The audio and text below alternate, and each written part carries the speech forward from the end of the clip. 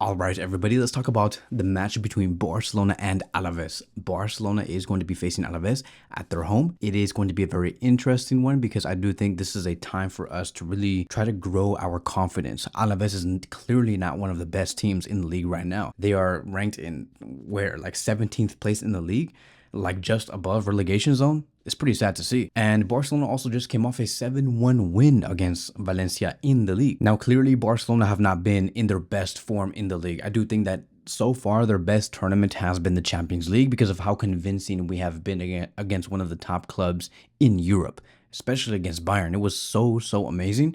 But outside of that, every time we do play this league, we either have a really good game or a really bad game. There's no game where it exists like in the middle, where it's like where it's a very solid type of match. It's either really good or really bad. And Barcelona had just had a really good game against Valencia 7-1. It was really good. But then you want to like lose points against like some other clubs that are like in the mid-table. It's like, what the hell? Like, what? Against Getafe? What, bro? Like, are you serious? So we need to come into this game against Alaves and come in with our all. You know, Barcelona has already beaten Alaves this season, and it was 3-0. And in that game, Lewandowski scored 3 goals. 3. So there was no reason for us to not win by more than 3 goals. We need to win way more than that. We have already beaten them at their home 3-0. We spanked them with a freaking 36-year-old striker, and he scored 3 goals. And I remember in that game, Ferran Torres came off on the 6th minute. Like, bruh, really? Like, he came off on the 6th minute and Eric Garcia had to come in. Rafinha went to the left wing position, and then we had Pedri go into the number 10 position, and Eric Garcia played in the double pivot position next to Casado. So it was a huge shift, but it was a necessary shift that allowed us to get the 3-0 win against Alaves. And Rafinha came out with 2 assists. Once again, Lewandowski 3 goals. Lamine Yamal also had a great game. And I expect nothing different. Like, bro, we have a better team now. We have Araujo now included because in the back line at that time, we had Inigo Martinez, Kobarsi, and Hector Fort, and Alejandro Balde. Very strong back line. I'm not saying that this was trash, but with Araujo and Jules Koundé in the defensive lineup this time, I don't even want to see a goal getting conceded at all. Like, bro, like if we concede 1 goal, I'm going to throw my freaking TV across the patio. You know what I'm saying? I would be so pissed. I do not want to see that. So we have to win by at least 5 goals. 5-0 would be the most ideal. And it's very necessary because, like I've said, like Alaves, bro, like Alaves only has 1 win in the past 1, 2, 3, 4, 5, 6, 7, 8. 8 matches that they have played in all competitive competitions. Only 1 win. And that was against Real Betis, 3-1.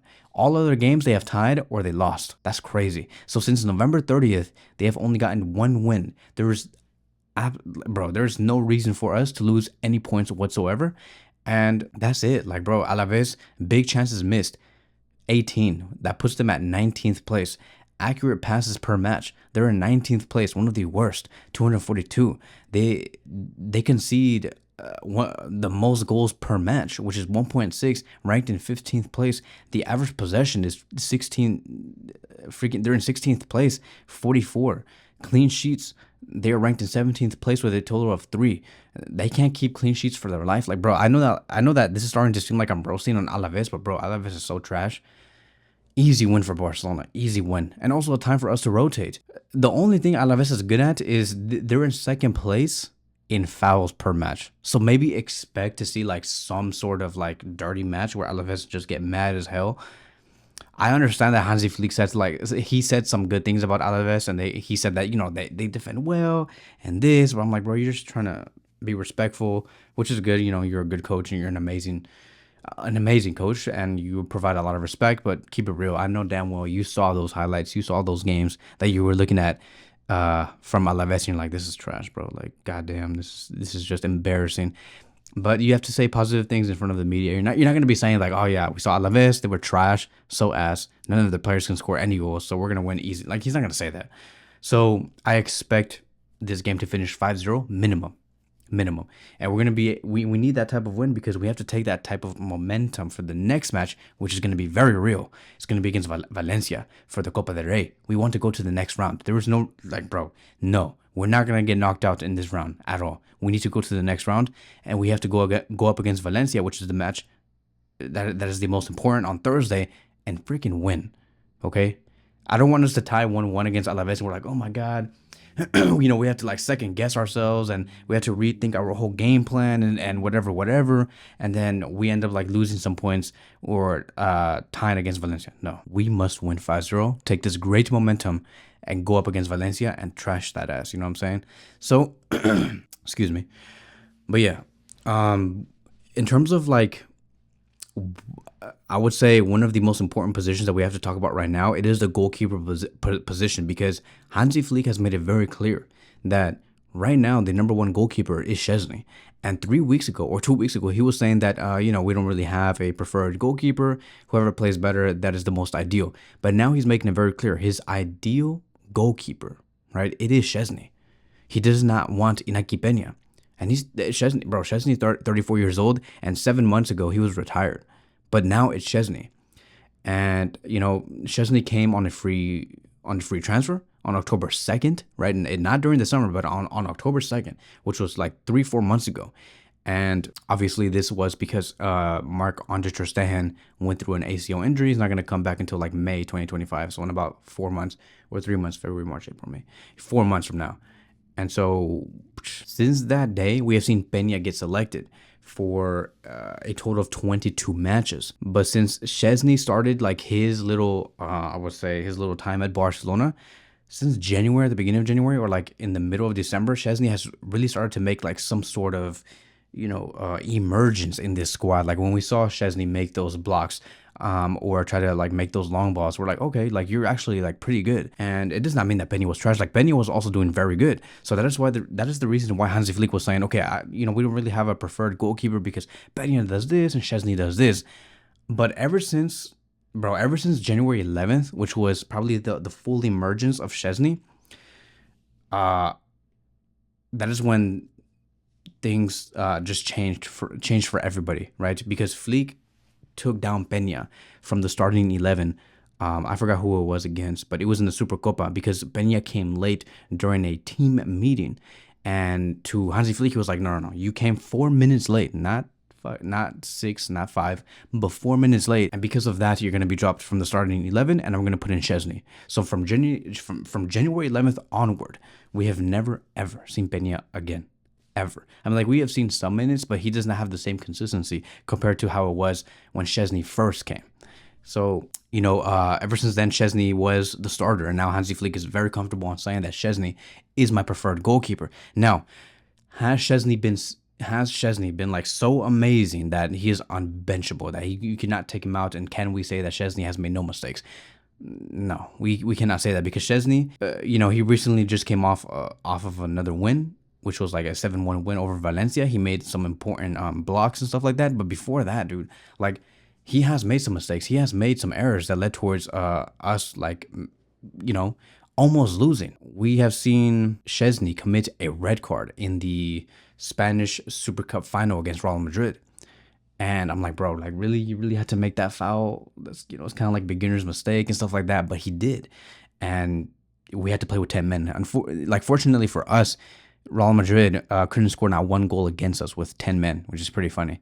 But, he made some mistakes there. He also made some mistakes to, giving out a pass to, I think it was Araujo or it was Jules Koundé, and it got misplaced and somebody else took the ball. Or we saw like Szczesny hit Valdez super hard when they were both trying to get the ball, and they clashed against each other. Like, there is miscommunications between Szczesny and the defensive line. So there has been mistakes, but overall, to Hansi Flick, he's saying that Szczesny is my ideal preferred goalkeeper, and that is why we're going to continue to see Szczesny start. And probably one of the biggest, I would say, pros to having Szczesny start is that he's very tall. So like every time there's like an aerial duel in the box, Szczesny usually grabs the ball or he punches the ball out, which is a huge plus. So congratulations to Szczesny. Like, you came out of retirement, you thought that your life was over and that you're just going to retire into paradise and whatever. But now you're over here with 1 trophy in already, and now you might potentially compete for the Champions League and also win La Liga. So you might come out with 3 more trophies post-retirement. It's crazy to see that, right? And he's starting. So now I want to move on towards the last conversation and speak about who is going to be our main 11, who's going to be in it for the match against Alaves. And I do think that we need some rotations because the match against Valencia is so necessary to win. There has to be like some players getting rested. So I do think that our preferred 11, and ideally I would like to see this: Szczesny in the goalkeeper position, Jules Koundé on the right back position with Araujo, Kobarsi, and Jared Martin in place for Alejandro Balde. I think that Martin has done very solid in terms of like the defensive game. Martin is really good. The attacking game, he brings nothing. Like I get so sad when I see Martin trying to carry the ball into the final third and he does nothing. Like no one is interested in trying to look for his crosses because his crosses usually get blocked. But yeah. In the end though, because it's Alaves, Martin should be coming in there and Alejandro Balde needs to get some rest. We have seen the best of Balde, right, recently. In the past 5 matches, Balde has been amazing. Since 2023, this is the best version of Balde. So I'm very happy with that, and I want to protect him, and I don't want him to get injured because I don't want him to lose any sort of momentum. As for the double pivot position, I want to see Frankie and Pedri, which is the exact same double pivot that we had. I think it was against either... Who was it against? Yeah, it was in the match against Atalanta, which was our most recent game. We saw Frankie and Pedri starting, so I don't mind seeing the exact same double pivot and seeing Casado get some rest. Casado has been playing a lot of minutes, and he did come in later in that game around the 80th minute, and I want to see the exact same thing going into this upcoming match. I would like to see Frankie and Pedri in the double pivot position, and then in our attacking 4, I actually don't want to see Gavi nor Lewandowski, which means that I want to see Yamal on the right, Fermin as the central attacking midfielder, Rafinha on the left, and Ferran as the number 9. Ferran has been doing pretty solid, I'm not going to lie. I'm actually pretty happy with how Ferran Torres has been, playing and stuff like that. Like, he makes the necessary runs. He did help Frankie de Jong get his first goal in a very long time because of his runs. So yeah, I'm actually pretty happy with the way that he has performed. Recently, he has had 1 goal against Valencia, an assist against Benfica. He has had a goal against Real Betis and 2 goals against Borussia Dortmund. So very solid, a really solid season so far by Ferran. And I want to see him start. I don't want to see Lewandowski play. I want to see players like Casado, Gavi, Lewandowski, and Balde get rested for the match against Valencia. So that's basically it, right? That is going to be my analysis on this game against Alaves, and hopefully we get the 3 points, right? We deserve it. That is it. That is going to be wrapping up today's video. Thank you guys so much for watching, and I will see you guys in the next one.